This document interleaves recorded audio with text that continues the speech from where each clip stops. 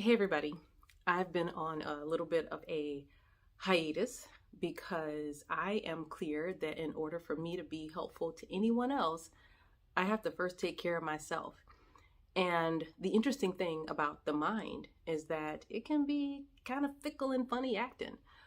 Everyone's mind is different, and depending on the different circumstances or the time of the day or whatever, we react differently to different kinds of stressful situations. And it could be the case that two different people experience the exact same thing, but they have different reactions just because of how they're set up, because of their psychological fortitude level. And if you don't know what that is, I'll make sure to link that video below.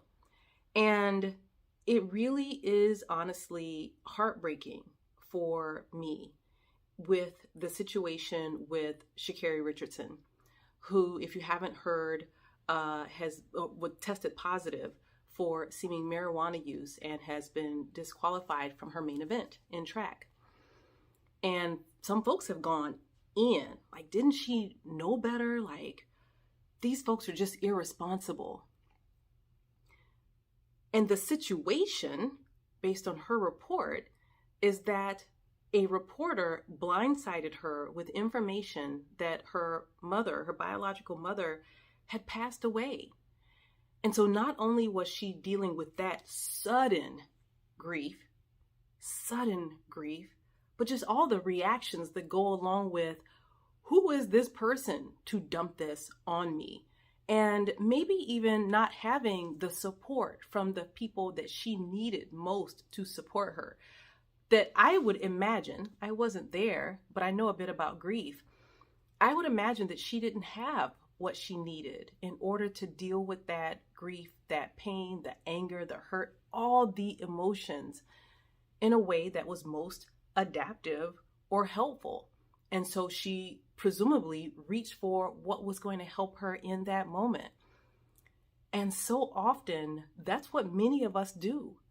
Some folks overeat. Some people, drink themselves into a stupor. Some people go out and do other reckless kinds of things because the mind is funny acting and fickle.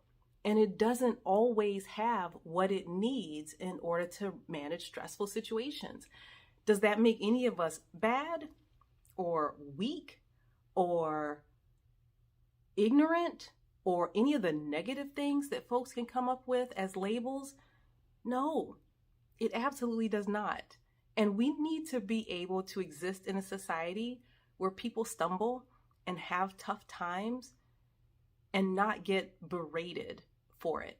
We really need to change the narrative in our society so that folks who are struggling reach out for help, so that folks who are struggling know that someone is there for them who can support them in a way that they need to be supported, and maybe are less likely to rely on some of the quick fixes in order to get help, and especially quick fixes that can be problematic. So I get it. I get having a really tough time and being so overwhelmed that one doesn't have what they need or the resources to manage it.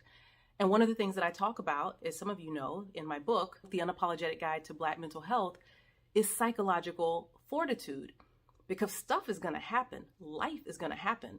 And sometimes, it's a little pebble, and sometimes it's a huge boulder. And we need to be able to have what we need to manage that, or at least know where to get the help. But if our psychological fortitude is already low, maybe because we're in the public eye, maybe because we're working our bodies, to death, maybe because we're just overwhelmed. And so at a baseline, we're already struggling. And then you add something difficult on top of that, who has the wherewithal?